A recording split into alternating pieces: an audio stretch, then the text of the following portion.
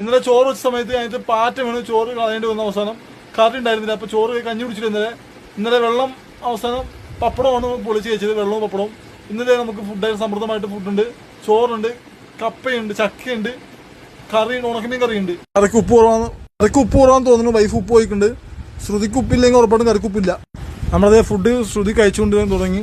തേങ്ങ ശ്രുതി കഴിച്ച് അങ്ങനെയാണ് കഴിച്ചു തുടങ്ങി. സ്വന്തം കാര്യം സ്വന്തം ഒന്നുമില്ല, ഞാനല്ലാതാവെന്ന് പറയണത്. കഴിച്ചു തുടങ്ങി. ഞാനും ഫുഡ് കഴിക്കാൻ പോകും. ഞാൻ എൻ്റെ കെട്ടിയവനും കഴിച്ചു തുടങ്ങി.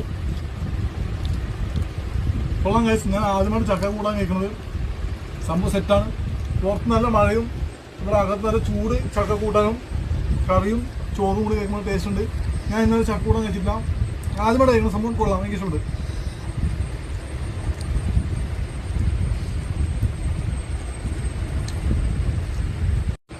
ഗൈസ്, നിങ്ങൾ ആദ്യം ട്രൈ ചെയ്യണം. കാരണം കപ്പ നല്ല അടിപൊളി സംഭവം, ചക്ക അടിപൊളി സംഭവം.